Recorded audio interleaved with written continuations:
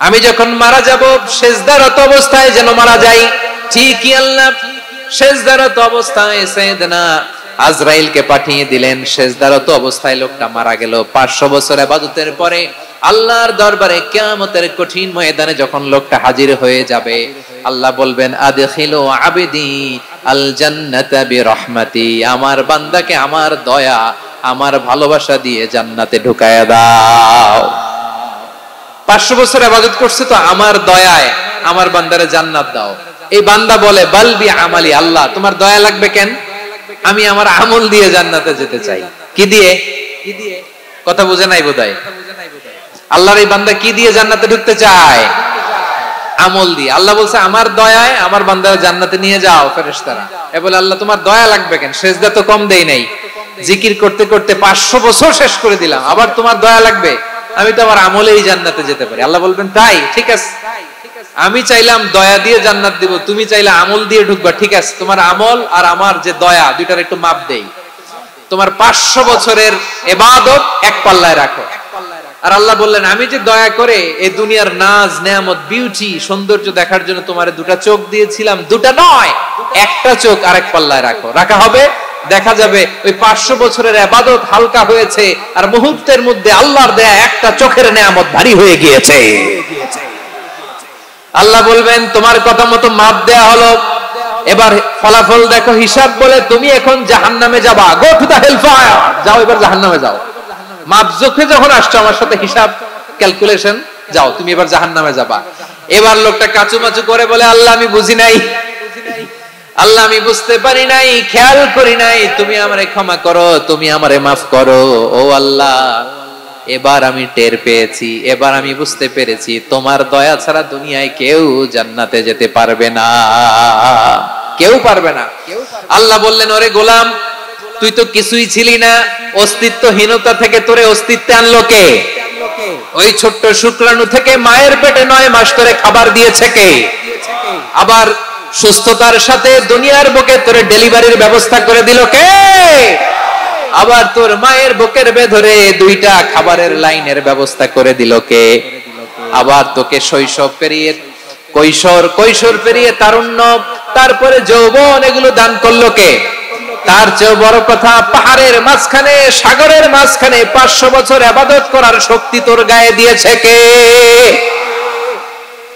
এই সাগরের মধ্যে লোনা পানি লবণের পানি মুখে দেয়া যায় না, সেখান থেকে আমি পাহাড়ের ভেতর থেকে মিঠা পানির ব্যবস্থা করে দিলাম। ওই জায়গায় তোরে রিজিকের বন্দোবস্ত করলো কে? সকাল বিকাল 2 বেলা টসটসে ডালিম খাওয়ার ব্যবস্থা করে দিল কে? তোর আবদার ছিল আল্লাহ আপনি আমারে সেজদারত অবস্থায় রূহ কবজ করবেন, তোর শেষ আবদারটাও পূরণ করেছে কে? ও গোলাম আমার রহমতের তুলনায়, আমার নেয়ামতের তুলনায় তোর 500 বছরের ইবাদতের কোনো ওজনই হবে না। গোটা বিশ্বের কেউ কোনোদিন আমার জান্নাতে ঢুকতে পারবে না আমি আল্লাহর দয়া ছাড়া। হুয়া রহমানুর রহিম, তিনি দয়াময়, তিনি মেহেরবান। জিবরাইল আলাইহিস সালাম বিশ্বনবীর এই লম্বা হাদিসটা যখন শোনালেন, আমি যা যা বলছি এটা বিশাল এক হাদিসের অনুবাদ। বললেন ইয়া মুহাম্মদ এই দুনিয়ার সবটাই চলে আল্লাহর রহমত দিয়ে। হাদিসের শেষ কথা, সব চলে আল্লাহর কি দিয়ে? তখন বিশ্বনবী সাহাবাদের বললেন ও সাহাবারা শোনো, আল্লাহর জান্নাতে কেউ কোনোদিন প্রবেশ করতে পারবে না তার রহমত ছাড়া। সাহাবারা বললেন ইয়া রাসূলুল্লাহ আপনিও না, আপনিও কি আল্লাহর রহমত ছাড়া প্রবেশ করতে পারবেন না? বিশ্বনবী বললেন না আমিও না, আমি বিশ্বনবীও আল্লাহর জান্নাতে আল্লাহর রহমত ছাড়া ঢুকতে পারবে না, তবে কিয়ামতের দিন আল্লাহর রহমত আমার চারদিকে বেষ্টনী দিয়ে থাকবে। আল্লাহ নিজের পরিচয় দিয়ে বললেন আলিমুল গায়বি ওয়াশ শাহাদাতি হুয়ার রহমানুর রহিম, আমি হলাম রহমান, আমি রহিম। আল্লাহরে চিনছেন? ও বারোখালীর ভাইয়ের আপনার রবকে চিনতে পারতেছেন? তিনি দয়ার সাগর, তিনি মায়ার সাগর। তার দয়ার সাগর যে কত বড় আপনার কল্পনাতেও নাই। এজন্য আপনার পাপ যত বড় হোক, অন্যায় যত বড় হোক, অপরাধ যত বড় হোক, আপনার জুলুম যত বড় হোক, আল্লাহর রহমান নামের দরিয়া তার চাইতেও বড়। আল্লাহ বললেন খুলিয়া ইবাদিয়াল্লাযীনা আসরাফু আলা আনফুসিহিম লা তাকনাতু মির রাহমাতিল্লাহ ইন্নাল্লাহা ইয়াগফিরুয যুনুবা জামিআ ইন্নাহু হুয়াল গফুরুর রহিম। ও আমার গুনাহগার বান্দারা শোনো, জুলুম করেছো, ভুল করেছো, অন্যায় করেছো, আল্লাহর রহমত থেকে নিরাশ হয়ো না। আমরা বিশ্বাসীরা কশিনকালে আল্লাহর রহমত থেকে নিরাশ হব না, ঠিক কিনা বলেন? আল্লাহর রহমত থেকে নিরাশ হবেন? ভুল করে ফেলছেন, আরে ভুল তো সবাই করে, পাপ হইছে, আরে পাপ তো সবার আছে, আমরা সবাই পাপী, সবাই পাপী। যত পাপ হোক, ভুল হোক, অন্যায় হোক, অনুতপ্ত হয়ে তওবা করে ওযু করে জায়নামাজটা বিছিয়ে সেজদা দিয়ে চোখের পানি ছাড়েন।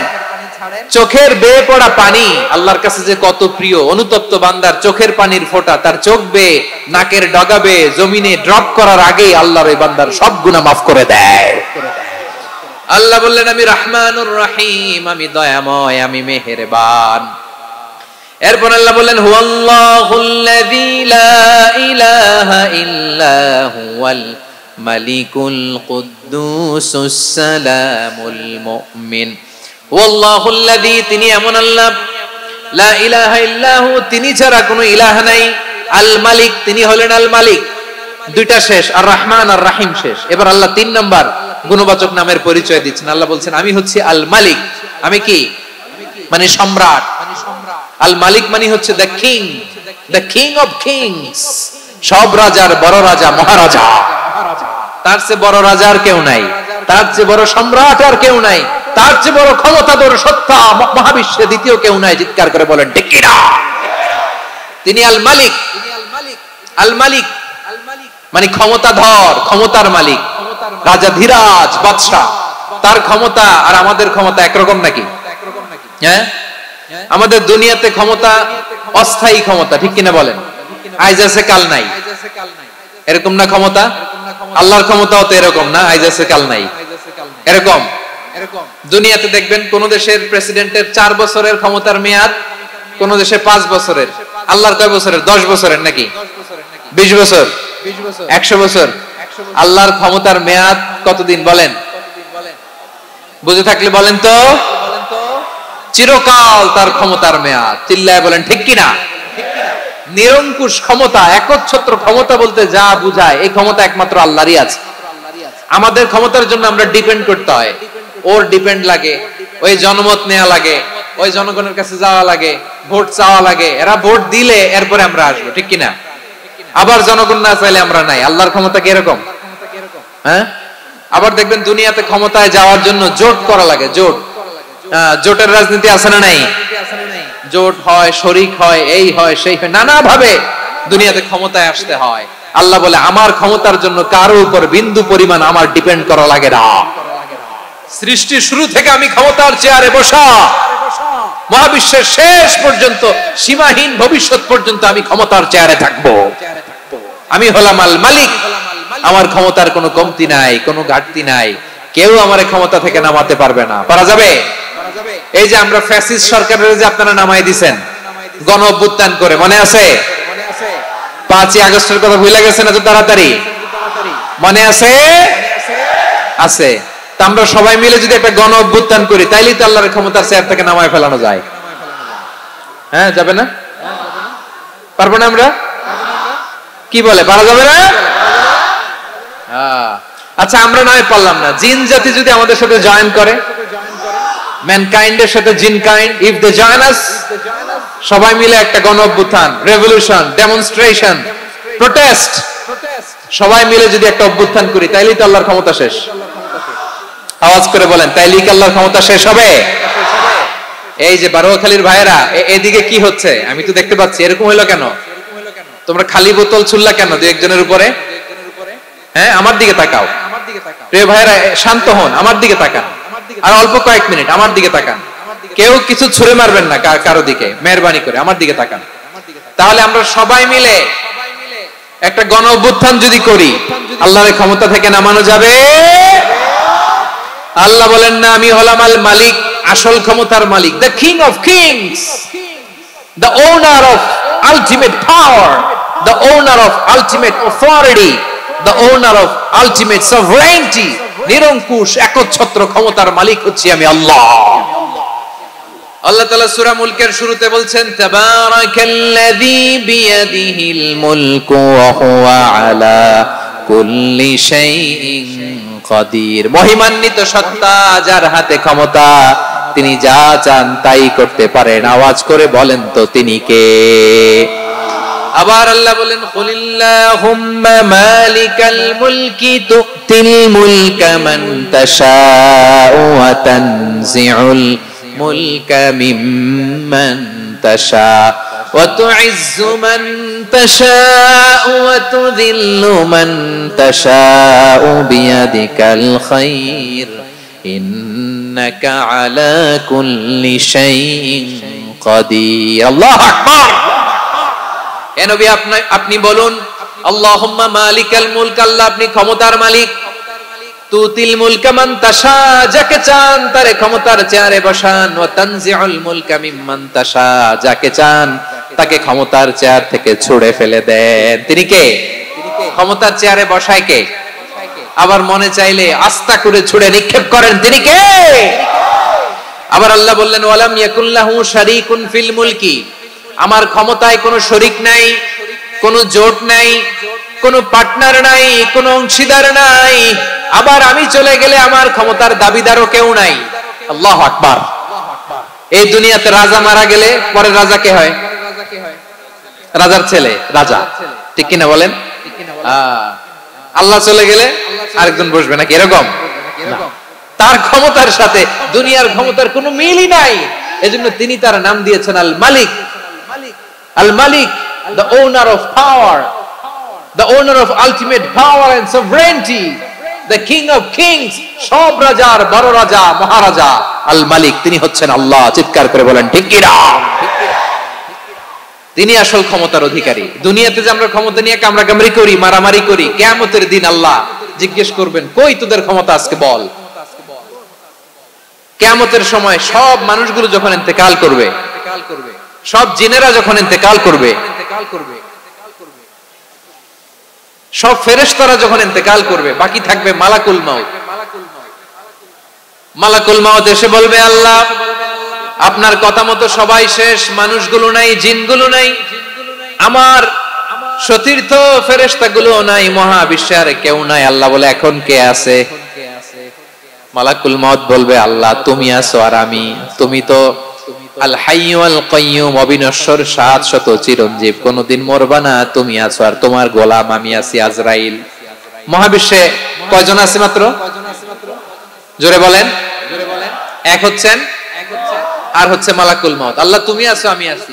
আল্লাহ বলবে ঠিক আছে এবার তোমার মরণের পালা, মুত ইয়া মালাকাল মাউত, হে মৃত্যুর ফেরেশতা তুমি মরো। মালাকুল মাউত আল্লাহর আদেশ বাস্তবায়ন করতে যে বিকট একটা চিৎকার দিয়ে মৃত্যুবরণ করবে। ওই চিৎকার দুনিয়ার মানুষেরা, চিৎকারের আওয়াজ যদি দুনিয়ার মানুষেরা শুনতে পেত, দুনিয়ার মানুষের প্রত্যেকের কানের পর্দা ফেটে মুহূর্তের মধ্যে সব লাশ হয়ে জমিনে পড়ে রইত। ভয়ঙ্কর চিৎকার দিয়ে মালাকুল মাউত বিদায় নেবে, কেউ নাই।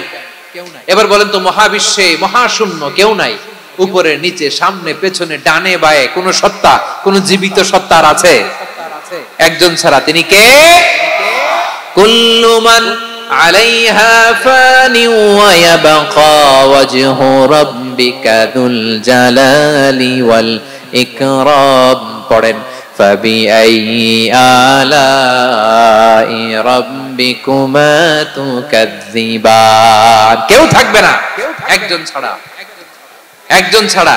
এই ড্রোন দেখে হাত নাড়ালে হবে? আমার দিকে তাকাইতে হবে, কথা শুনতে হবে। মহাবিশ্বে কেউ নাই, একজন সত্তা ছাড়া। আওয়াজ করে বলেন তিনি কে?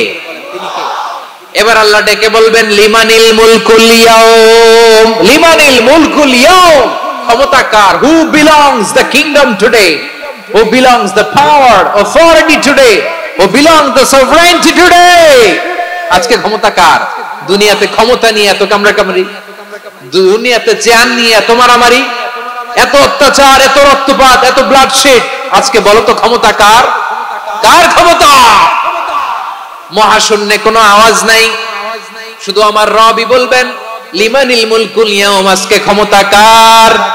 কোনো আওয়াজ নাই, উত্তর দেওয়ার মতো জীবিত কোনো সত্তা নাই, ফলে কেউ উত্তর দিতে পারবে না। আল্লাহ নিজেই প্রশ্নের উত্তর দিয়ে বলবেন লিল্লাহিল ওয়াহিদিল কাহ্হার, একচ্ছত্র অধিপতি, ক্ষমতার মালিক আল্লাহ ছাড়া কারোর জন্য কোনো ক্ষমতা নাই। চিল্লায় বলেন ঠিক কি না? তাহলে আর রহমান আর রহিমের পরে আমরা জানলাম আমার আল্লাহর আরেকটা সুন্দর গুণবাচক নাম হচ্ছে আল মালিক। কি নাম? আল মালিক মানে দ্য কিং, রাজাধিরাজ, সব রাজার বড় রাজা, মহারাজা।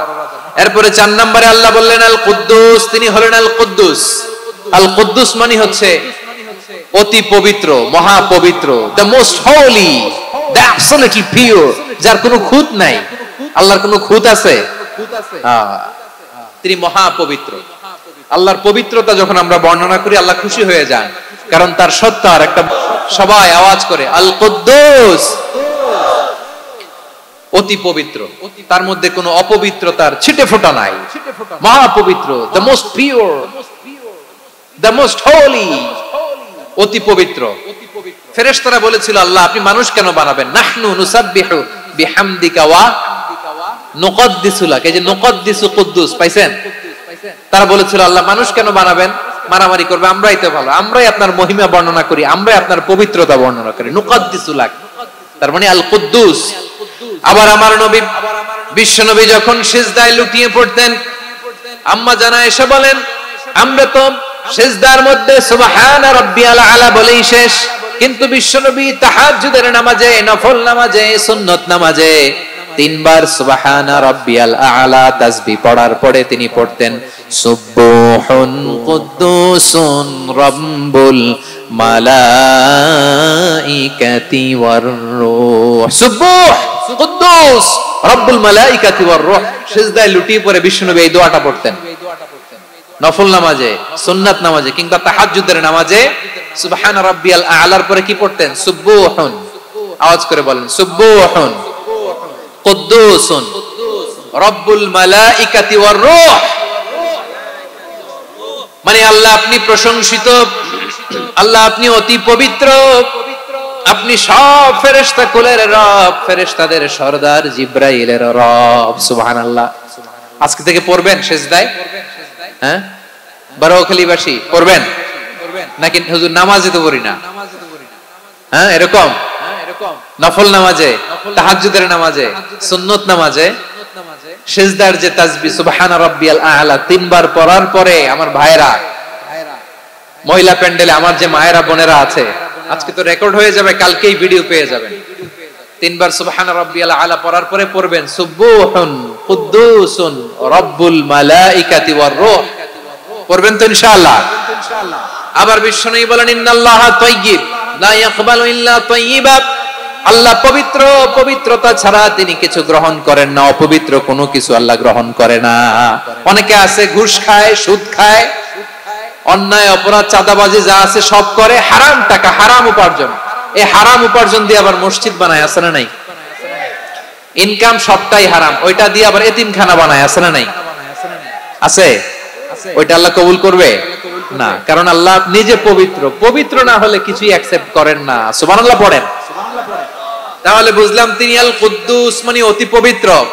এরপরে আল্লাহ বলেন আমি হচ্ছি আসসালাম, আওয়াজ করে বলেন আসসালাম। আসসালাম মানে হচ্ছে শান্তির আধার। সালাম মানে কি? শান্তির আধার, যার কাছ থেকে শান্তি আসে, দ্য সোর্স অফ পিস, তিনি শান্তির আধার। এজন্য আমরা একে অপরের সাথে দেখা হলে কি বলি? সালাম। কি বলি? সালাম সালাম হাজার সালাম, সকল শহীদ স্মরণে আমার হৃদয় রেখে যেতে চাই তাদের স্মৃতির চরণে। সবাই বলেন সালাম সালাম হাজার সালাম, সকল শহীদ স্মরণে আমার হৃদয় রেখে যেতে চাই তাদের স্মৃতির চরণে। পড়েন আমিন। আমরা সকল ভাষা শহীদ, সকল মুক্তিযোদ্ধা, তাদের জন্য দোয়া করি এবং 24-এর ছাত্র নাগরিক অভ্যুত্থানে যারা শাহাদাতের সর্বোচ্চ নাজরানা পেশ করে এই নতুন ভোরের বাংলাদেশ আমাদেরকে উপহার দিয়েছে, তাদের জন্য আল্লাহর কাছে দোয়া করি। সবাই বলেন আমিন। আমার প্রিয় বারোয়াখালীবাসী, আপনার কি ক্লান্ত হয়ে গেছেন? কষ্ট হচ্ছে? তাহলে দু চারজন দাঁড়াচ্ছেন কেন? এই যে দু একজন যে বোতল ছুঁড়ে মারছো, তোমাদের কি আমি দেখি নাই মনে করছো? এই বোতল ছুঁড়ে মারলা কেন? বসো বসো। হ্যাঁ, মেহেরবানি করে বসবেন, মেহেরবানি করে বসবেন। সবাই আওয়াজ করে তাকবীর পড়ুন, লিল্লাহে তাকবীর। এই আপনাদের গলার আওয়াজ। এতগুলো মানুষ তাকবীর পড়লে এতটুকু আওয়াজ হয় আমি বিশ্বাস করি না। আওয়াজ করে পড়েন সবাই, লিল্লাহে তাকবীর, লিল্লাহে তাকবীর, লিল্লাহে তাকবীর। আল্লাহর একটা নাম হচ্ছে আসসালাম, মানে হচ্ছে শান্তির আধার, the source of peace। শান্তি দেওয়ার মালিক কে? এজন্য শান্তি চাইবো কার কাছে? আল্লাহ তুমি আমার দেশটাকে শান্তিময় করো, বলেন আমিন। আল্লাহ তুমি আমাদের পরিবারে শান্তি নসিব করো, বলেন আমিন। আল্লাহ আমাদের জীবনটাকে তুমি শান্তিময় করো, পড়েন আমিন। এজন্য বিশ্বনবী সালাম ফিরানোর পরে 3 বার পড়তেন আস্তাগফিরুল্লাহ, আস্তাগফিরুল্লাহ, আস্তাগফিরুল্লাহ। এরপরে বিশ্বনবী পড়তেন আল্লাহুম্মা আনতাস সালাম ওয়া মিনকাস সালাম তাবারাকতা রাব্বানা ইয়া যাল জালালি ওয়াল ইকরাম। ও আল্লাহ আপনি শান্তির আধার, আপনার কাছ থেকে শান্তি আসে, আপনি বরকতময়। এই দোয়াটা পড়েন আপনারা সালাম ফিরানোর পরে, পড়েন না? পড়বেন আজকে থেকে, আল্লাহুম্মা আনতাস সালাম ওয়া মিনকাস সালাম তাবারাকতা ইয়া যাল জালালি ওয়াল ইকরাম। আবার জান্নাতের আরেকটা নাম হচ্ছে দারুস সালাম, মানে শান্তির ঘর। জান্নাতের আরেকটা নাম কি? দারুস সালাম। ওই দারুস সালামে আমরা যেতে চাই কি চাই না? আমরা ওই জান্নাতের অধিবাসী হতে চাই কি চাই না? এই বারোয়াখালীর ঐতিহাসিক তাফসীরুল কোরআনের ময়দানে আমরা যেমনি একত্রিত হলাম, আল্লাহর জান্নাতেও যেন আমরা এভাবে একত্রিত হতে পারি। আল্লাহ তুমি কবুল করো। আওয়াজ করে পড়েন আমিন। সালামের পরে আল্লাহ বললেন আল মুমিন। আমার আরেকটা নাম হচ্ছে আল মুমিন। আল মুমিন মানে হচ্ছে নিরাপত্তা দানকারী। আমাদের নিরাপত্তা দেয় কে? নাকি পুলিশ বাহিনী, নাকি বিজিবি, র‍্যাব, সেনাবাহিনী, হ্যাঁ, নাকি এই যে ফায়ার সার্ভিস? কারা নিরাপত্তা দেয়? আজকের এই প্রোগ্রামের জন্য আমাদের ফায়ার সার্ভিসের ভাইরা অনেক কাজ করেছেন, আমি শুনেছি। ভাইরা স্পেশালি দোয়া চেয়েছেন এবং তাদের একটা সুনাম আছে বাংলাদেশে। জীবনের ঝুঁকি নিয়ে ফায়ার সার্ভিস বাহিনী তারা বিপন্ন মানবতাকে রক্ষা করে, ঠিক কিনা বলেন? আমি ভাইদের জন্য দোয়া করি, এই ফায়ার সার্ভিস ইউনিটকে, এই ডিপার্টমেন্টকে আল্লাহ তাআলা তুমি কবুল করো। ওনারা আমাদের শৃঙ্খলা, শান্তি শৃঙ্খলা, সিকিউরিটি এনশিওর করেন, কিন্তু আসল নিরাপত্তা দেওয়ার মালিক কে? অনেক সময় এরকম হয় না যে অনেক সিকিউরিটি দিয়ে রাখছে, কিন্তু স্নাইপার দিয়ে এমন ভাবে গুলি করছে একেবারে বড় সাহেবের মাথায় যে গুলি লাগছে, আছে না নাই? এখন সবাই মিলে বডিগার্ডের ধরে, যাই বেটা বডিগার্ড, এত টাকা দিয়ে বডিগার্ড রাখছি, আমাদের স্যারের মাথায় গুলি লাগলো কিভাবে? তো বডিগার্ড বলে আপনার স্যারের বডি তো আছে, এই যে বডি নিয়ে যান। আমি তো রুহু গার্ড না, রুহু গার্ড হচ্ছে একজন। চিল্লায় বলেন তিনি কে? আমার ভাইরা, দুনিয়াতে টাকা হলে বডিগার্ড মিলে, কিন্তু রুহু গার্ড মিলে? রুহু গার্ড মিলে যে আমি 10 লক্ষ টাকা দিব, রুহু গার্ড লাগবে, আমার রুহু কেউ চিনে নিতে পারবো না, এরকম পাওয়া যায়? কি পাওয়া যায়? হ্যাঁ, বডিগার্ড পাওয়া যায়, রুহু গার্ড পাওয়া যায় না। ওই রুহের নিরাপত্তা দেয় কে? আল মুমিন, দ্য প্রোভাইডার অফ সিকিউরিটি। তিনি নিরাপত্তা দেয় তার নেককার বান্দাদেরকে, দুনিয়াতে নিরাপত্তা দেয়, আখিরাতেও নিরাপত্তা দেয়, ঠিক কি না? আবার আল্লাহ বললেন আল্লাযী আত'আমাহুম মিন জু'ইন ওয়া আমানাহুম মিন খাউফ। তিনি এমন সত্তা যিনি ক্ষুধা লাগলে তোমাদেরকে খাদ্যের ব্যবস্থা করে, আবার ভয়ের সময় তিনি তোমাদেরকে নিরাপত্তার ব্যবস্থা করে, ঠিক কিনা বলেন? দিও তৃষ্ণা পেলে ঠান্ডা পানি, ক্ষুধা পেলে লবণ ভাত, আল্লাহ এই গরিবের শোনো শোনো মোনাজাত, আল্লাহ এই গরিবের শোনো শোনো মোনাজাত, আল্লাহ এই গরিবের। দিও তৃষ্ণা পেলে ঠান্ডা পানি, ক্ষুধা পেলে লবণ ভাত আল্লাহ এই গরিবের। পড়ে না আমিন? আমরা যখন বিপদে পড়ি নিরাপত্তা দেয় কে? সাগরের তুফানের ভেতরে পড়ে যখন আল্লাহর কাছে ফরিয়াদ করি আমাদেরকে বাঁচায় কে? বিমানের ভেতরে যখন বিপদে পড়ি, যখন আল্লাহর কাছে সাহায্য চাই, বাঁচায় কে? কঠিন বিপদের মুহূর্তে আমাদেরকে সিকিউরিটি দেয় কে? সে আল্লাহ বললেন আমার আরেকটা নাম হচ্ছে আল মুমিন, আমি নিরাপত্তা দেই। এরপরে আল্লাহ বললেন আমার আরেক নাম হলো আল মুহাইমিন। আরেক নাম কি? আল মুহাইমিন। আল মুহাইমিন মানে হচ্ছে দ্য ওভারসিয়ার, দ্য অবজারভার, পর্যবেক্ষক, যিনি মনিটরিং করেন আমাদের সব অ্যাক্টিভিটি, তিনি মনিটরিং করেন। কোনোভাবে তার চোখকে ফাঁকি দেয়া যায় না। আল্লাহর চোখ ফাঁকি দেয়া যায়? আচ্ছা আওয়াজ করে বলেন তো, পুলিশ ভাইদের চোখ, পুলিশের চোখ মাঝে মাঝে ফাঁকি দেয়া যায় কি যায় না? সেনাবাহিনীর চোখ, র্যাবের চোখ, ইনকাম ট্যাক্স অফিসারের চোখ, দুর্নীতি দমন কমিশনারের চোখ, কিন্তু আল্লাহর চোখ, আল্লাহর চোখকে কোশ্চিন কালেও কখনো ফাঁকি দেয়া যাবে? যেখানেই যান, ঘরের ভেতরে ঢুকে জানলা লাগিয়ে দরজাটা লক করে যদি অন্যায় করেন, পাপ করেন, দুনিয়ার কোন চোখ দেখে নাই, দেখেছে কে? পর্দার আড়ালে যে যদি পাপ করেন, দেখে নাই, দেখেছে কে? গহীন সাগর তলে ঢুকেও যদি অন্যায় করেন, কেউ দেখে না, সেটা দেখেন কে? আপনি কি ভাবছেন আটলান্টিক মহাসাগরের ভিতরে চলে গেলে তার আল্লাহ দেখবে না? প্রিয় বারোয়াখালীবাসী, আপনারা ওশান গেট কোম্পানি নাম শুনছেন? ওশান গেট, তারা এই যে টিটান সাবমার্সিবল একটা সাবমেরিনের মতো বানাইছিল, যেটা টাইটানিক জাহাজের ভগ্নাংশ দেখার জন্য অনেক লোক যে মারা গেছিল না, ওটা সাগরের একেবারে গহীনে চলে যায়। এই টিটান সাবমার্সিবল দিয়ে সাগরের একেবারে গহীনে চলে যাওয়া যায়। তো ওইটার ভিতরে ঢুকে যদি আপনি আটলান্টিকের তলায় চলে যান, তাহলেই তো আল্লাহর ফাঁকি দিতে পারবেন, আর তো আল্লাহ দেখতে পারবে না। পারবে না? সাগরের অতল গহ্বরে চলে গেল, পাহাড়ের সুরঙ্গের ভেতরে ঢুকে গেল, মহাকাশ স্টেশন পাড়ি দিয়ে মঙ্গলে পাড়ি জমালেও আমার আল্লাহর চোখ কঠিন কালেও ফাঁকি দেয়া যাবে? এজন্য সে আল্লাহ বললেন লা তুদরিকুহুল আবসার ওয়া হুয়া ইউদরিকুল আবসার ওয়া হুয়াল লাতীফুল খাবীর। আমার আল্লাহ দৃষ্টির আয়ত্তে নন, কিন্তু দুনিয়ার সব দৃষ্টি আমার আল্লাহর আয়ত্তে, ঠিক কিনা? সূক্ষ্মদর্শী, সূক্ষ্ম থেকে সূক্ষ্ম পাপ কাজ যেভাবে যেমনটি করেন সব দেখেন। মুখে না বললে অন্তরেও চিন্তা করলেও অন্তরে চিন্তার উদ্রেক ঘটেছে, ওইটা তো কেউ জানে না, কিন্তু জানেন কে? এভাবে যিনি সূক্ষ্মভাবে মনিটর করেন, ওভারসি করেন, অবজারভেশন করেন, তার নাম হচ্ছে আল মুহাইমিন, পর্যবেক্ষক। আসুন আমাদের রবকে চিনি। বারোয়াখালীর ভাইরা চিনতেছেন? কার সামনে কপাল ঘষে সেজদা দেন তারে চিনে নেন। কার সামনে ফরিয়াদের দুই হাত উঠে কাঁদেন, দুই হাত তুলে রোনাজারি করেন, তাকে জেনে নেন। এই হচ্ছেন আল মুহাইমিন, দ্য অবজারভার, পর্যবেক্ষক। কেউ যেটা দেখে না সেটা দেখেন কে?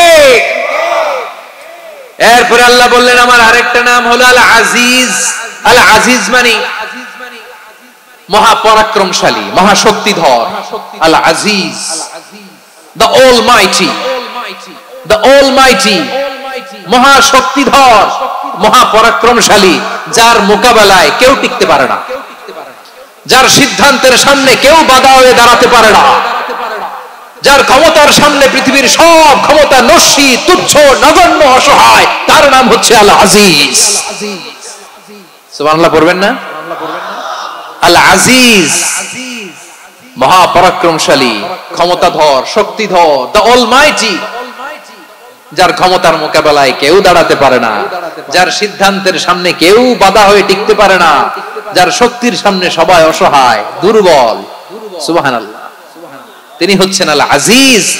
আল্লাহ বলেন আল্লাযী খালাকাল মাউতা ওয়াল হায়াতা লিয়াবলুয়াকুম আইয়ুকুম আহসানু আমালা ওয়া হুয়াল আজিজুল গফুর। তিনি এমন সত্তা যিনি জীবন তৈরি করেছেন, মরণ তৈরি করেছেন, যাতে করে পরীক্ষা নিতে পারেন তোমরা কে কর্মে সেরা। তিনি হলেন আল আজিজ আল গফুর। তিনি ক্ষমাশীল, আবার তিনি শক্তিধর। তার শক্তির সামনে কেউ টিকতে পারে? আমরা পৃথিবীর সব দেশের মিলিটারি ব্যাটালিয়ন নিয়ে যদি আল্লাহর সামনে দাঁড়াই, তাহলে তো আর আল্লাহ পারবে না নাকি? হ্যাঁ, পৃথিবীর সবচাইতে শক্তিশালী সেনাবাহিনী কোন দেশের জানেন? হ্যাঁ, আমেরিকার সেনাবাহিনী, তারপরে রাশিয়ার সেনাবাহিনী, চীনের সেনাবাহিনী, সব সেনাবাহিনী, নৌবাহিনী, বিমান বাহিনী যত আছে সব নিয়ে যদি আল্লাহর সামনে দাঁড়াই, পারবে তখন আল্লাহ আমাদের সাথে? হ্যাঁ, তার সামনে কোনো ক্ষমতা টিকতে পারে না, তার সামনে কেউ বাধা হয়ে দাঁড়াতে পারে না, তার সামনে গোটা বিশ্ব মুগ্ধ করে থাকে, অসহায়। তার নাম হচ্ছে আল আজিজ। চিল্লায় পড়েন সুবহানাল্লাহ।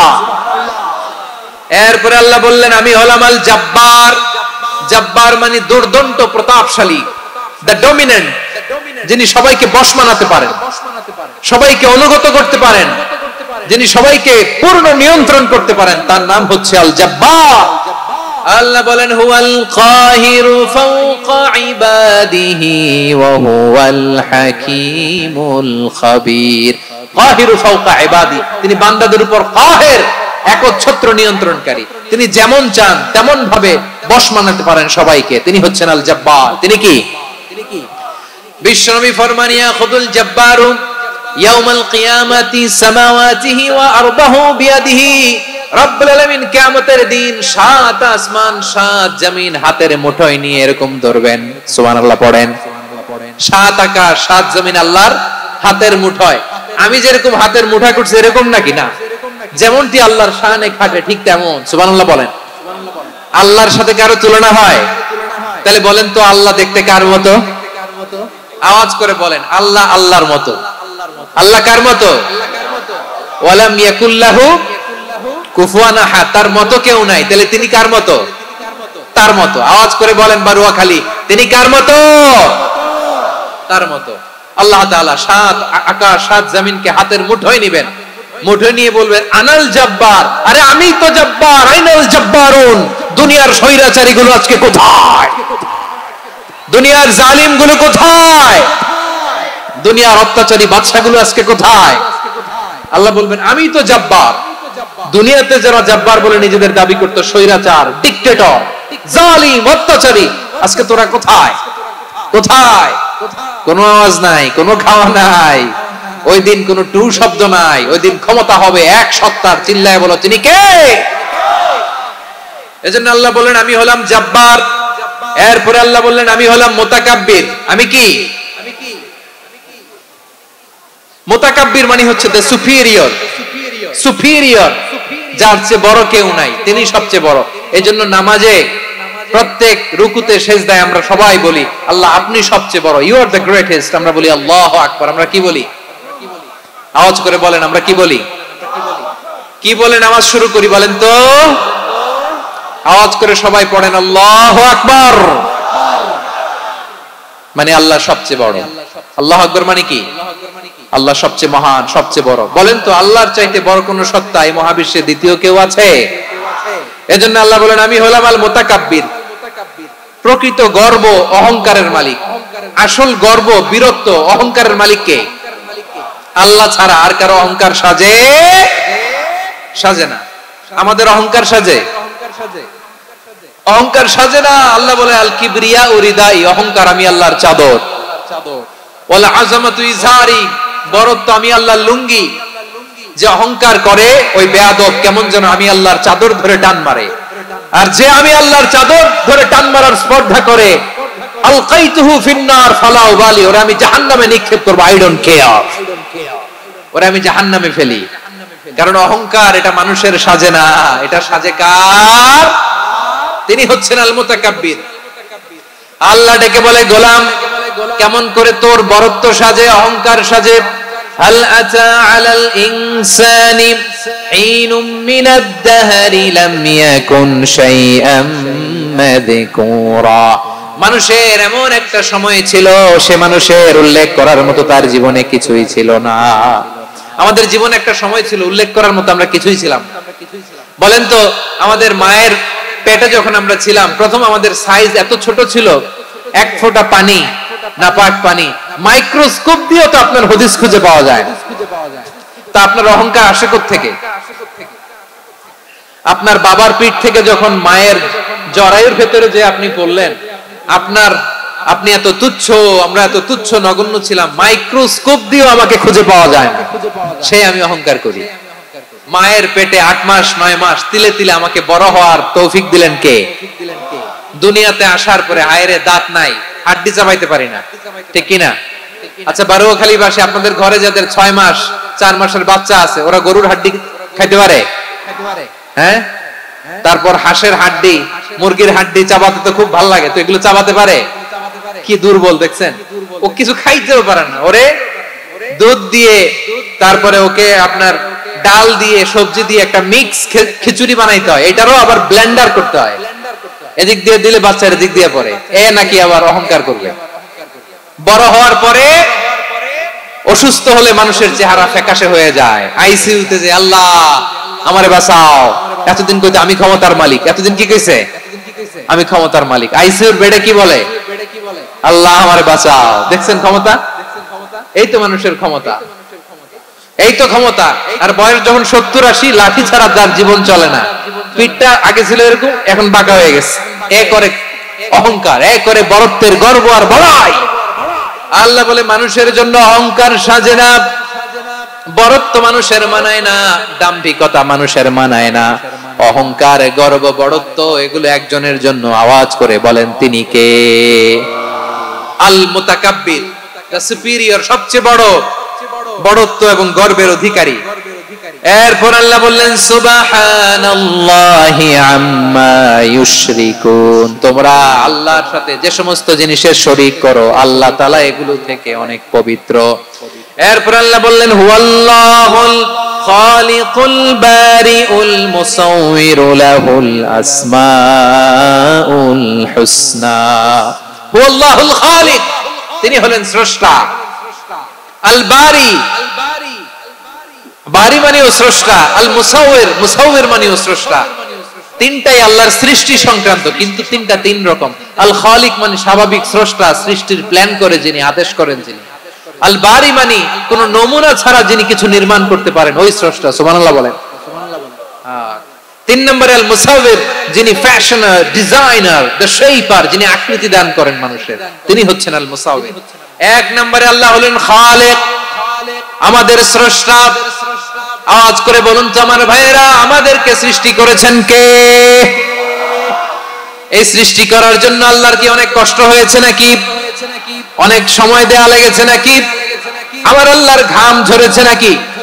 আল্লাহ বলে না রে গোলাম, তোদের মতো আমার সময় লাগে না, কষ্ট হয় না, আমি কোন বলতে দেরি হয়, ফায়াকুন হতে দেরি হয় না। সুবহানাল্লাহ। ইন্নামা আমরুহু ইযা আরাদা শাইআন আন ইয়াকুলা লাহু কুন ফায়াকুন। আল্লাহর যখন কিছু করার ইচ্ছা জাগে, ইচ্ছা করেন, তিনি বলেন হও, মুহূর্তেই হয়ে যায়। হও, বি ইট ওয়াজ, বি ইট ওয়াজ। হও, হও বলতে দেরি, হতে দেরি হয়। আওয়াজ করে বলেন, হও বলতে দেরি, কিন্তু হতে দেরি হয়। হও হয়ে যায়, কোনো দেরি নেই। তার মানে আল্লাহর হও বলা লাগে না, হও বলা লাগে না। এটা আমাদেরকে বোঝানোর জন্য আল্লাহ বলেছেন যে আমি কোন বললে হয়ে যায়, তাই বলে কোন বলার মুখাপেক্ষী আমি নই। সুবহানাল্লাহ পড়বেন না? কেমন রবের গোলাম আমরা! আল্লাহ এই খালিক শব্দের কথা কোরআনের অনেক আয়াতে বলেছেন, ইন্নী খালিকুম বাশারাম মিন তিন, আমি মানুষকে কাদা দিয়ে, মাটি দিয়ে তৈরি করেছি, আমি হলাম খালিক, স্রষ্টা। আল খালিক, দ্য ক্রিয়েটর, যিনি সৃষ্টি করেন, সৃষ্টির আদেশ দেন। এরপর আল্লাহ বলেন আমি হলাম আল বারি। আমরা বলি না বারি তাআলা, বারে তাআলা বলি না আমরা, এটা আল্লাহর একটা নাম। আল বারি মানে যিনি পূর্বের কোন নমুনা ছাড়া নতুন করে উদ্ভাবন করতে পারেন। সুবহানাল্লাহ বলেন। আচ্ছা, দুনিয়াতে আমরা কিছু বানাতে হলে পূর্বের নমুনা দেখার দরকার আছে না নাই? কোন একটা কিছু ডিজাইন করতে গেলে মানুষ কি করে? আগের ডিজাইনটা দেখে, আগের একটা ডেমো দেখে, ঠিক কিনা বলেন? তো আল্লাহ তো আগের একটা নমুনা দেখে আমাদেরকে বানাইছে, তাই না? আমাদেরকে বানানোর আগে আল্লাহর কাছে কোনো নমুনা ছিল না, অস্তিত্বহীন থেকে তিনি আমাদেরকে অস্তিত্ব এনেছেন। নমুনা ছাড়া যিনি কিছু তৈরি করতে পারেন তাকে আরবিতে বলে আল বারি, দা ইনভেন্টর, উদ্ভাবক। কিছুই ছিল না, ওইটা থেকে যিনি তৈরি করেন তিনি বারি। ফাতুবু ইলা বারিইকুম, তোমাদের ওই রবের কাছে ফিরে যাও। তাহলে সৃষ্টি সংক্রান্ত আল্লাহর এক নম্বর নাম আল খালিক। আওয়াজ করে বলেন আল খালিক। 2 নম্বরে আল বারি, আওয়াজ করে বলেন আল বারি। 3 নম্বরে আল্লাহ বললেন আমি হলাম আল মুসাওয়ির, আমি আকৃতি দানকারী। The fashioner, the designer, the shaper. Allah তাআলা আমাদের আকৃতি দান করেন। আমাদের দেহাবয়বের আকৃতি দান করেছেন কে? আমাদের কেউ সাদা, কেউ শ্যামলা, কেউ ফর্সা, কেউ লম্বা, কেউ খাটো, কেউ বেটে, কেউ মোটা, আছে না নাই? আমাদের কেউ নারী, আমাদের কেউ পুরুষ, আবার আমাদের কেউ হিজড়া। এটা বানালেন কে? আওয়াজ করে বলুন তো, এই ডিসিশন মেকিংটা করেছেন কে? এর নাম হচ্ছে আল মুসাওয়ির, the designer, the fashioner, the shaper. তিনি শেপ দেন। মায়ের পেটে থাকতে আমাদের কার কণ্ঠস্বর কেমন হবে, কার ডিএনএ, আমাদের দেহে যে সেলের মধ্যে যে ডিএনএ থাকে, ডাইঅক্সিরিবোনিউক্লিক অ্যাসিড, এটা দিয়ে আমাদের ফিচার গুলো ডিফাইন হয়। এটা কার কণ্ঠ কেমন, কার চেহারা কেমন, কার স্কিন কালার কেমন, এটা ডিসাইড করেছেন কে? আওয়াজ করে বলেন কে?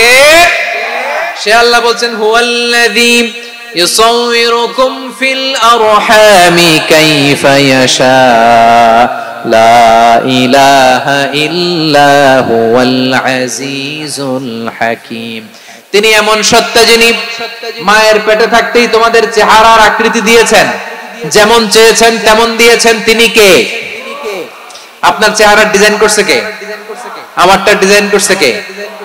নাকি আমরা করছি? এই ক্ষমতা আল্লাহ আমাদের হাতে দিছে, নিজের হাতে রেখে দিছে। সুবহানাল্লাহ পড়েন। আবার সূরা ইনফিতারে আল্লাহ বলছেন আল্লাযী খালাকাকা ফাসাওয়াকা ফাআদালাকা ফি আইয়ি সূরাতিন মা শাআ রাক্কাবাক।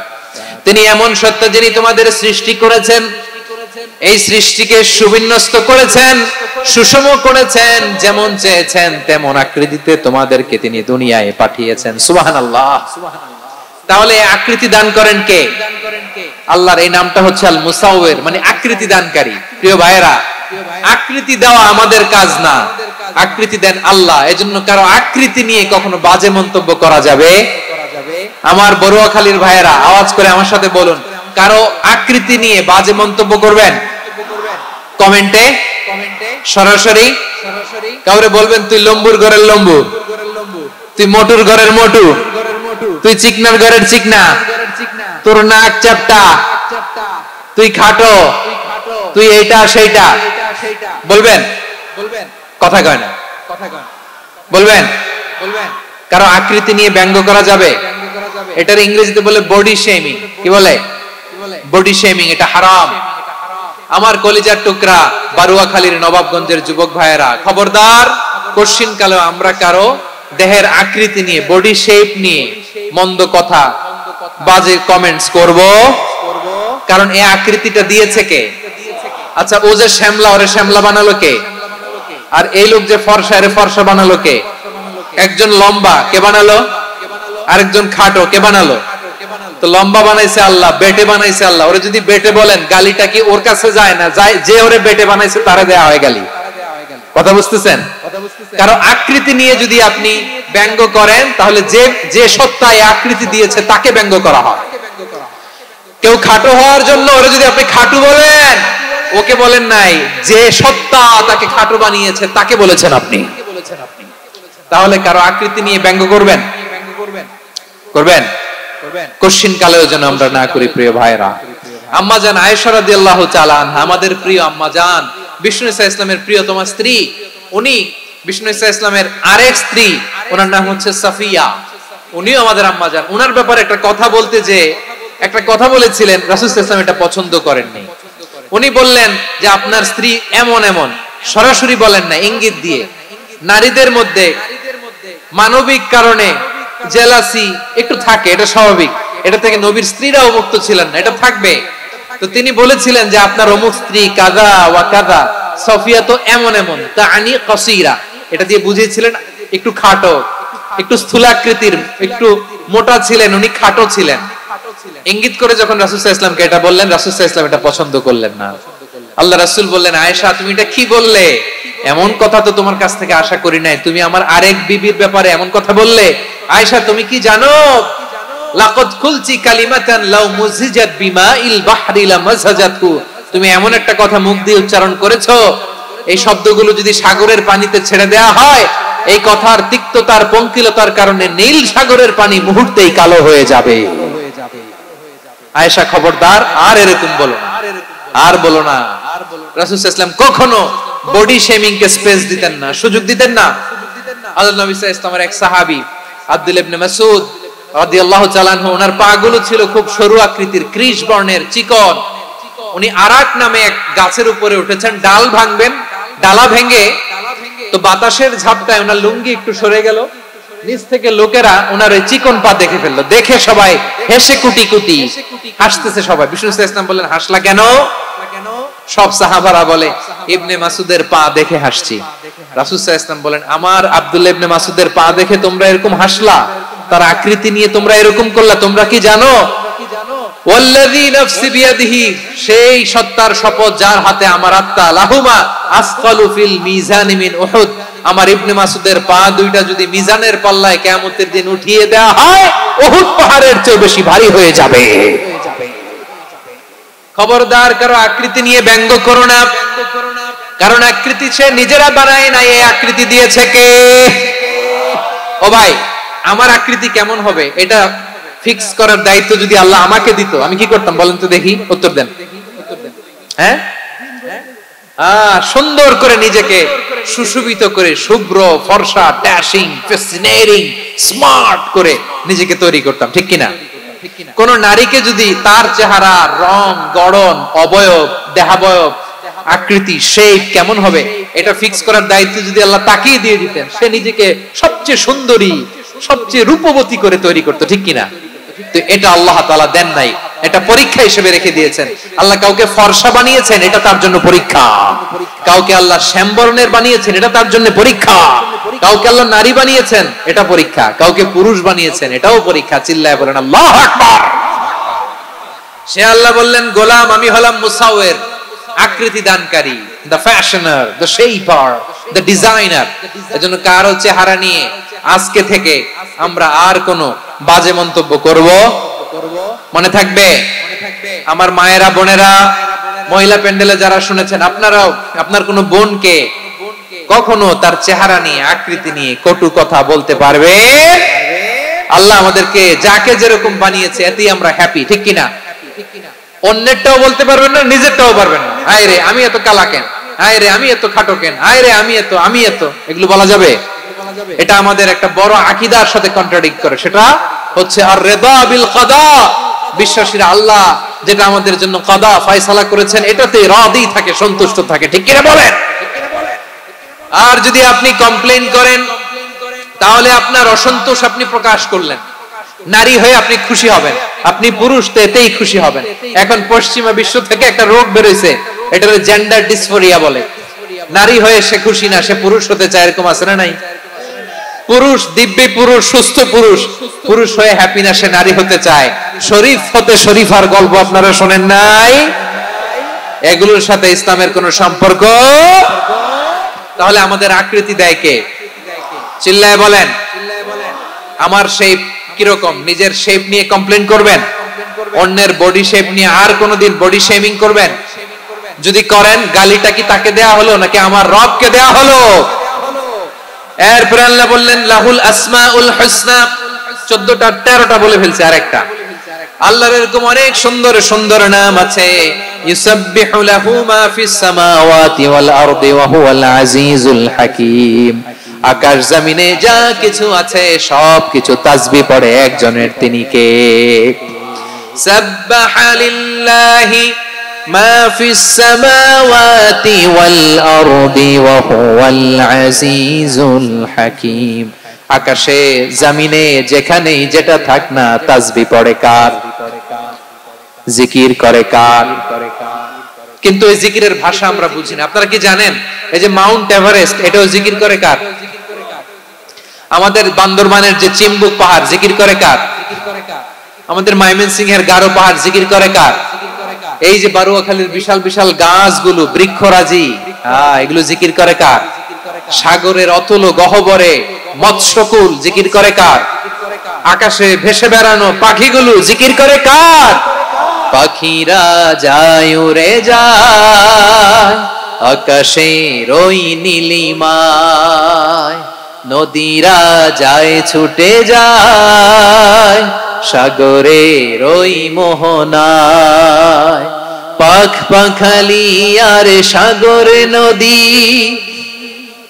পাখ পাখালি আর সাগর নদী কার গুণগান গায়।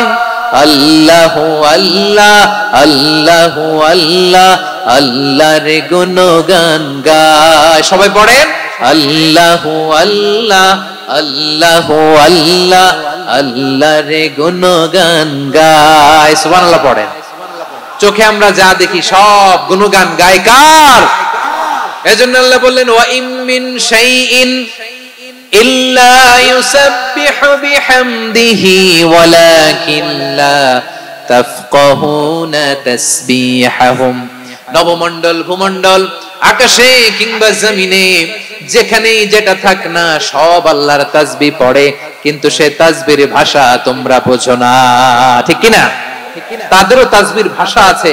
পাখিগুলো তাদের ভাষায় আল্লাহর জিকির করে, পাহাড় তাদের ভাষায় আল্লাহর জিকির করে, সাগরগুলো জলোচ্ছ্বাসের ঢেউয়ের তালে তালে আল্লাহর জিকির করে। সুবহানাল্লাহ পড়েন। সে আল্লাহ বললেন ইউসাব্বিহু লাহু মা ফিস সামাওয়াতি ওয়াল আরদি, আকাশে যা আছে তাও আল্লাহর তাসবিহ পড়ে, জমিনে যা আছে তাও আল্লাহর তাসবিহ পড়ে।